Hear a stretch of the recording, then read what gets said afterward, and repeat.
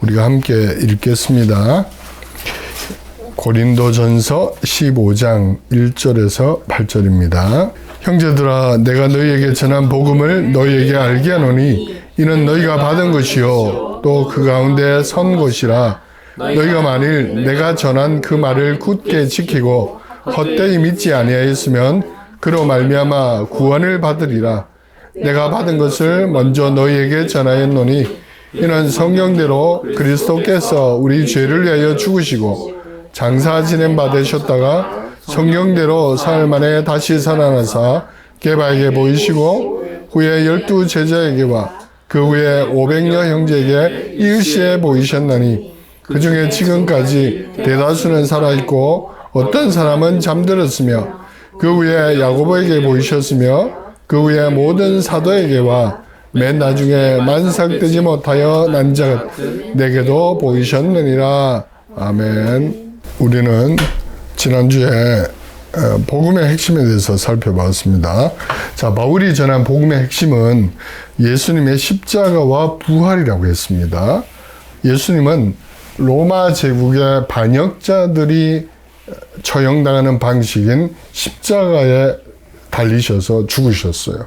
로마 제국은 반역자라고 처형했지만 오히려 그 예수님의 십자가는 로마 제국이 잘못되었다는 것, 로마 제국은 폭력 위에 세워졌다는 것을 폭로하는 사건이었고, 예수님이 세우시는 나라는 샬롬의 나라, 평화와 용서의 나라라는 것을 증언하는 것이 십자가였다, 이렇게 이야기했습니다. 그래서 바로 그 십자가를 지고 우리가 산다는 것은 힘과 다스림과 통치와 억압과 이런 나라가 아니고 용서와 희생과 사랑으로 세워지는 나라, 우리가 그 삶을 헌신하는 것이 십자가의 삶이다 라고 지난 시간에 이야기했습니다.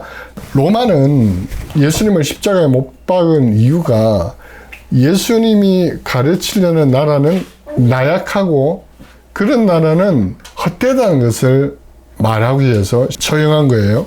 너가 틀렸다. 그래서 그 유명한 니체도 뭐라고 했냐면은 예수는 십자가에 매달리심으로 나약한 존재가 됐다 그랬어요. 약해 빠진 존재였다고. 그래서 우리는 초인이 되어야 되지 약한 존재가 되면 안 된다, 그런 말을 했단 말이에요.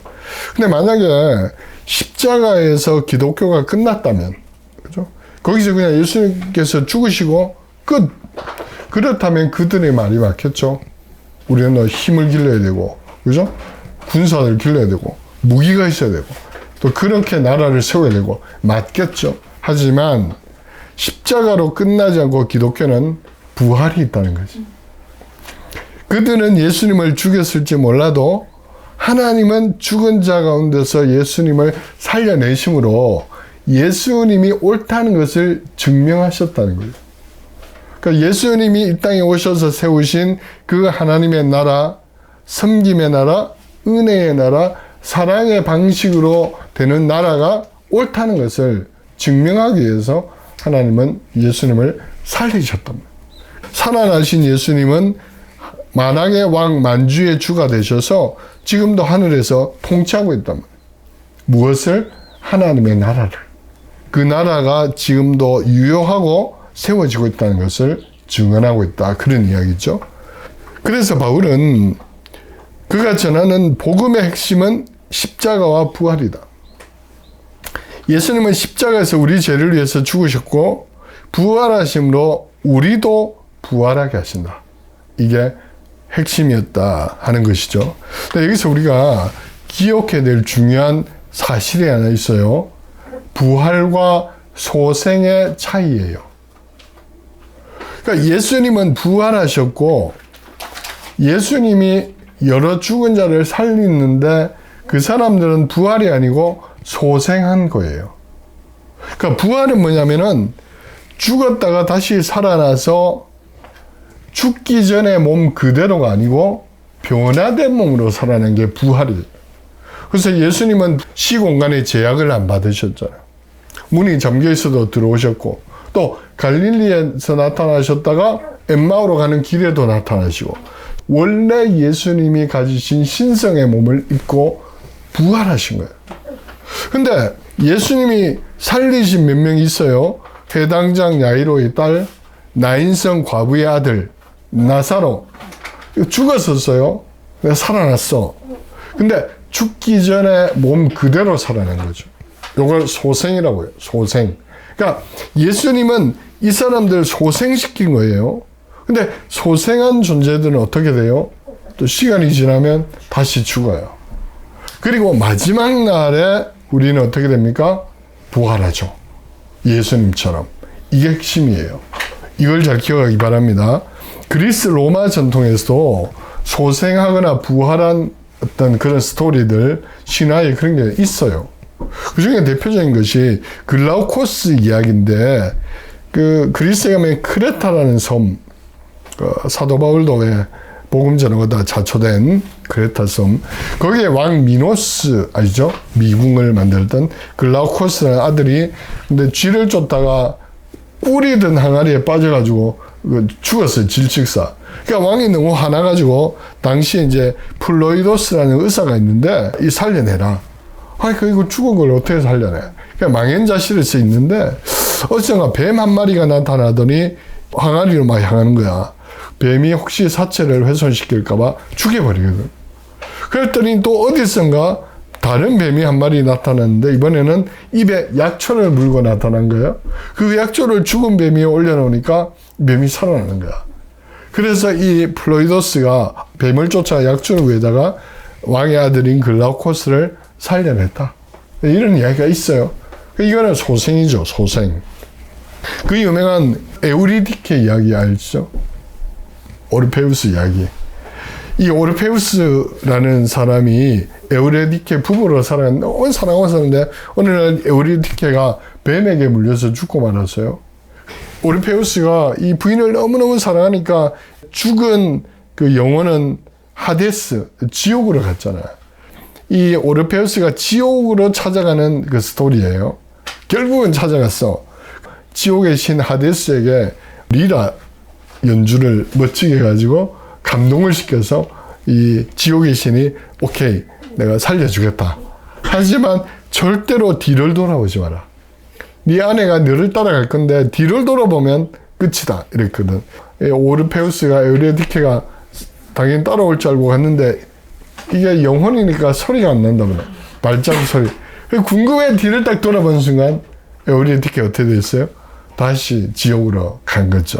이런 이야기가 있어요. 그리스 로마 신화에. 그리고 유명한 아스클레피오스 신 이야기도 있죠. 그 아스클레피오스가 그리스 로마의 치료의 신, 뱀의 형상을 하고 있는 거 있잖아요. 그래서 지금도 그 국제보건기구 혹은 뭐 응급차에 뱀의 형상이 있잖아요. 그게 아스클레피오스 신을 나타내는 거예요. 아스클레피오스 치료의 신이 살아나고 뭐 이런 이야기가 있어요. 자, 그런데 이런 전통이 그리스 로마 전통에도 있었지만 가만히 보면 그 이야기들 속에서도 소생이에요. 부활이 아니고. 그러니까 죽었던 자가 살아나는 거예요. 근데 예수님의 부활은 뭐예요? 죽었는데 살아나셨는데 전혀 다른 몸으로 살아나셔서 다시 죽지 않고 영원히 살아계시는 거죠. 이게 부활의 핵심이에요. 1세기 유대인들도 부활을 믿었죠. 물론 사두개파는 부활을 안 믿었어요. 넷세도 안 믿었어. 그러나 바리새파는 부활을 믿었죠. 그래서 바리새파 사람들이 예수님께 요한복음 8장에 보면 막 이상한 질문을 하잖아. 어떤 형제들이 있는데 첫째가 죽고 둘째가 죽고 셋째가 죽고 다 죽었는데 그럼 부활한 후에 누구의 아내가 되겠냐고. 그때 예수님이 너희가 오해하고 있다. 부활하면 장가도 가지 않고 시집도 가지 않는 새로운 몸으로 부활한다 하셨잖아요. 그래서 유대인들도 일부 사람들 바리새파 전통에 있는 사람들은 부활을 믿었어요. 근데 어떤 부활을 믿었냐면은 예수님이 나사로를 살리러 갔을 때에 마르다가 뭐라고 했냐면은 예수님 여기 계셨으면 좋았을 텐데 이미 죽었으니까 어떻게 할 수 없다는 거잖아요. 그때 예수님이 나는 부활이요 생명이니 나를 믿는 자는 죽어도 살겠고 살아서 믿는 자는 영원히 죽지 아니할 것이다. 이것을 네가 믿느냐 하니까 마르다가 뭐라고 그랬어요? 예, 믿습니다. 근데 한마디 더 했어. 무슨 말 했어요? 마지막 날에 부활할 줄을 믿습니다. 그랬어. 그러니까 1세기 유대인들이 부활을 믿었는데 그 부활은 야훼 하나님이 다시 오셔서 이 세상을 완전히 심판할 때 잠자던 영혼들이 그날에 다 부활한다는 거예요. 그러니까 마지막 날에 부활하는 것은 유대인들도 믿었어요. 근데 예수님은 뭐라고 했냐면은 그게 아니고 너가 지금 믿으면 지금 부활한다는 거예요. 그리고 실제로 예수님은 죽은 자 가운데서 살아나셨고 살아나셨을 뿐만 아니라 부활체로, 그죠? 새로운 몸을 가지시고 영원히 살아계신, 이게 그리스 로마 전통이나 1세기 구약의 생각을 가지고 있었던 유대인들이 믿었던 부활과 확실히 다른 부활이죠. 바울은 사울일 때에 바리새파 중에 바리새파였고 율법학자였고 구약을 잘 알고 있었기 때문에 바울도 뭘 믿었어요? 마지막 날에 일어날 부활을 믿었어요. 그런데 그리스도인이라고 하는 자들이, 예수의 제자라고 하는 자들이 지금 부활했다고 막 전하고 있는 거야. 그래서 사울이 그들을 이단으로 규정하고 처형했던 거예요. 아니, 구약 어디를 봐도 야훼 하나님은 마지막 날에 부활시키는 거야. 그리고 그 부활에는 뭐가 있냐면은 지금 우리를 괴롭히는 로마라든지 모든 제국을 다 하나님이 무찌르시고 다윗의 자손이 왕이 되고 시온에서 잔치가 벌어지고 그날에 억울하게 죽었던 자들이 다 살아나는 것이 사울이 가지고 있던 부활의 개념인데, 아니 이상한 무리들이 뭐라고 하냐, 지금 이 시점에 하나님의 아들이 부활하셨고 우리도 그분을 믿으면 부활한다는 거야. 그러니까 사울이 볼 때는 여전히 로마 제국이 통치하고 있고 여전히 이스라엘은 회복이 안 되었고 여전히 어려움이 많은데 부활했다고 하니까 자기가 저 신학하고 안 맞는 거예요. 그래서 이단을 규정하고 그들을 죽이고 감옥에 가두고 했던 거죠. 그런데 사울이 어떻게 된 거예요? 다메섹으로 가다가 예수님을 만났단 말이에요. 근데 그냥 예수님 만난 게 아니죠. 그가 부정했던, 지금 이 시점에는 절대로 없다고 믿었던 부활하신 예수님을 만난 거야.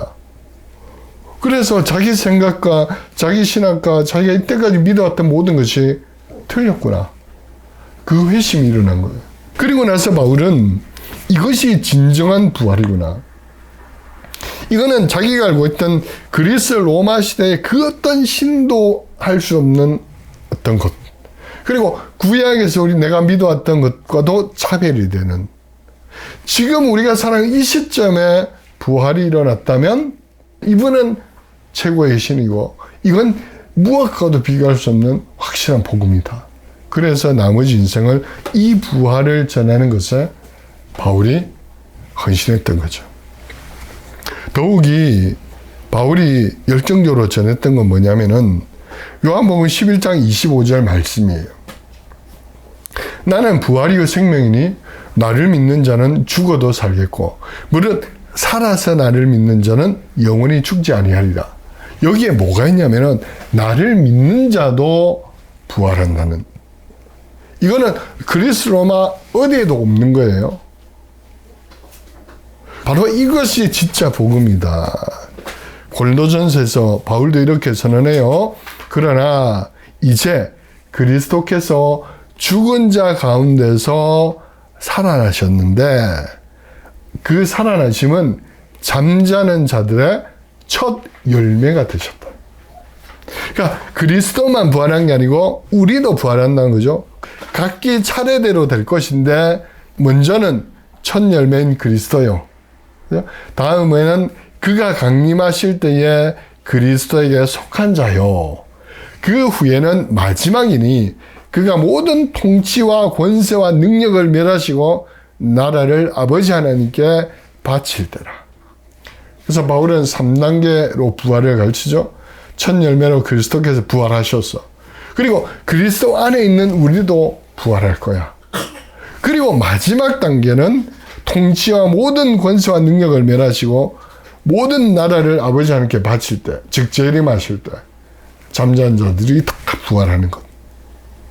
이것을 사도 바울이 가르친 거죠. 마태복음 27장 51절 이하에 보면은 마태도 이렇게 적고 있어요. 이에 성소 휘장이 위로부터 아래로 찢어져 둘이 되고 땅이 진동하며 바위가 터지고 무덤들이 열리며 자던 성도의 몸이 많이 일어나되 예수의 부활 후에 그들이 무덤에서 나와서 거룩한 성에 들어가 많은 사람에게 보이니라. 이게 증거죠.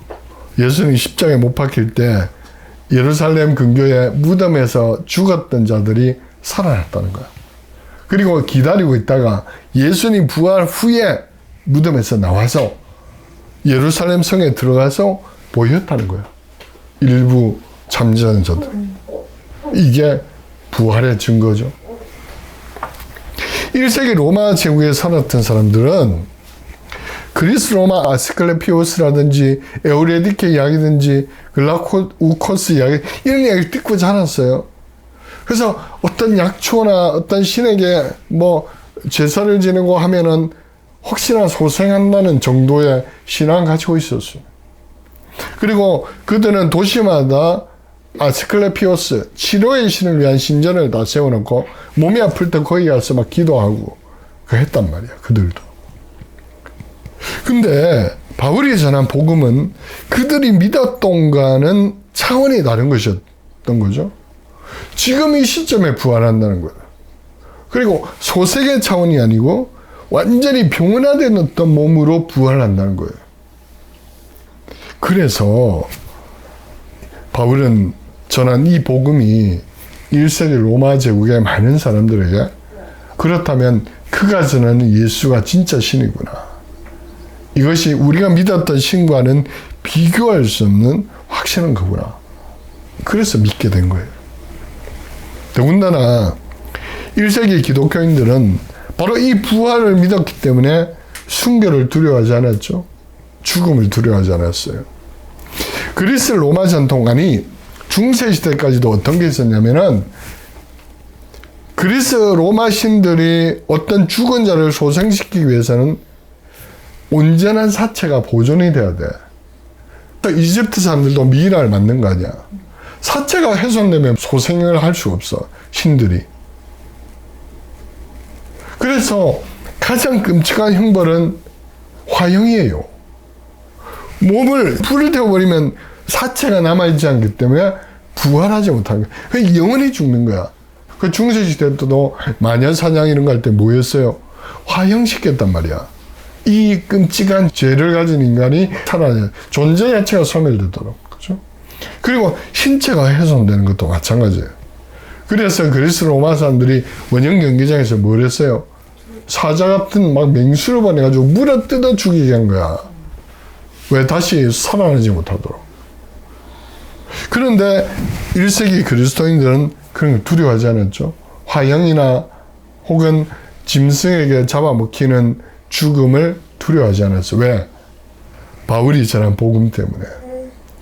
우리가 믿는 예수 그리스도는 그 어떤 것이라도 우리를 마지막 날에 부활시키고 살릴 것을 믿었기 때문에 그들은 순교를 두려워하지 않았어요. 말씀을 맺습니다. 오늘 우리가 부활의 예수님을 믿는다는 것, 또 지금 여기에서 부활의 신앙을 가진다는 것은 어떤 의미일까? 도스토옙스키가 이런 고민을 많이 했어요. 도스토옙스키가 젊을 때에 그 생페테르스부르크에서 살았는데 요즘 저 유학한 거지, 유학. 대학생 공부를 하러 페트라셉스키라는 당대의 진보 지식인이 있었는데 이 페트라셉스키의 그 모임에 가입을 해서 활동을 했어요. 황제제를 무너뜨리고 공화정을 세워야 된다. 이런 운동이었던 거죠. 근데 이렇게 하다 들켜가지고 1849년에 이제 검거가 돼.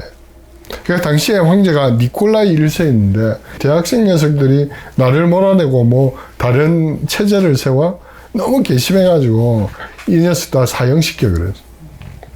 그래서 감옥에 있다가 드디어 사형일이 돼가지고 젊은 대학생 몇 명이 형장에 묶여가지고 이제 얼굴 가린 채 사형을 준비하고 있었고, 사수 그 총 탁 발사 이랬어요. 파파파파 총알이 막 발사됐어. 그 도스토옙스키도 죽었구나 생각했지. 근데 한 몇 초 후에 안 죽은 거야. 살아있는 거야. 뭐지? 했더니 사실은 니콜라이 1세가 약간 장난친 거예요. 겁주려고. 원래 죽이려고 한 건 아니고 일부러 죽이라 해놓고 하늘 향해서 쏜 거예요. 겁주려고. 그리고는 이 녀석들에게 경고하고 시베리아 형무소로 그냥 유배행을 보내요. 그래서 도스토옙스키가 4년 동안 시베리아 형무소 생활하고 또 4년은 의무 복무, 군 복무를 하게 된 거예요. 도스토옙스키가 고백하기를 그날이 자기가 다시 태어난답니다. 고백이. 죽은 줄 알았는데 다시 살아났네. 그리고 도스토옙스키가 시베리아 형무소에 들어가기 직전에 대학생들이 막 반역죄를 하다가 왔다고 하니까 이 전국적인 이 사건이었으니까 그 구경하러 왔던 아주머니 한 명이 책을 한 권 전해줬어요. 그 신약 성경이었지. 시베리아 형무소에서 신약을 열심히 읽고 변화된 거예요. 그러니까 진정 그리스도인인 거죠. 그리고 다 마치고 나와서 본격적으로 작가 생활을 하면서 쓴 소설이 뭐예요? 죄와 벌이란 말이에요. 그래서 죄와 벌의 내용은 주인공인 라스콜리니코프가 고리대금업자 노파를 죽이고 뭐 변명하는 이야기단 말이에요. 내가 사람을 죽인 게 아니고 고리대금업이라는 악덕을 처단한 거야. 이런 식으로. 나는 니체가 말한 초인이야. 세상을 변화시키는 개혁가. 이런 식으로 걔 변명한단 말이에요. 혼자서. 그러다가 소설 말미에 가면 자기가 하숙집에 머물게 되는데 어느 날 막 몸이 아파 누워있는데 그 하숙집 딸 소냐가 병간호를 해주면서 성경을 읽어줘요. 근데 그 읽어주는 본문이 요한복음 11장 나사로가 부활하는 장면이에요. 그때 주인공은 라스콜리니코프가 회개하고 새롭게 거듭나. 그리고 소냐에게 고백하고 경찰서에서 자수하고 소설에서 이제 시베리아 형무소로 가는 걸로 소설이 끝납니다. 어쨌든 도스토옙스키는 부활은 죽어서 어떤 천국 가고 이런 차원이 아니고 지금 여기서 부활하는 거예요. 그렇죠? 우리가 예수님 믿는 순간 우리는 부활하게 됩니다. 어떻게? 과거에 나가 죽고 새로운 나가 되살아나는 거죠. 이기심 많고 나를 위해 살고 세상 문화를 쫓아 살았던 내가 예수님 닮아가는 삶을 살아가는 거죠. 그게 부활의 핵심이다. 그래서 초대교회 공동체들도 그 당시 로마 제국의 가치관이 다 버리고 오죠. 용서, 화해, 사랑, 헌신 그런 공동체로서 살아갔던 것이고 바로 그 복음을 삶으로 사람들에게 전했던 거죠. 그래서 오늘도 우리는 소생이 아니고 부활한다. 이걸 가지고 도스토옙스키처럼 오늘 여기서 예수님 만나는 순간 이미 부활은 시작되었다. 근데 그 부활은 새로운 삶으로 나타나야 된다. 사랑과 섬김과 그죠? 화해와 용서의 삶으로 그런 부활의 삶을 살아가는 저와 여러분 될 수 있기를 축복합니다. 아멘. 윤설이도 그렇게 살기를 축복합니다. 아멘. 이러고 있어. 그래요.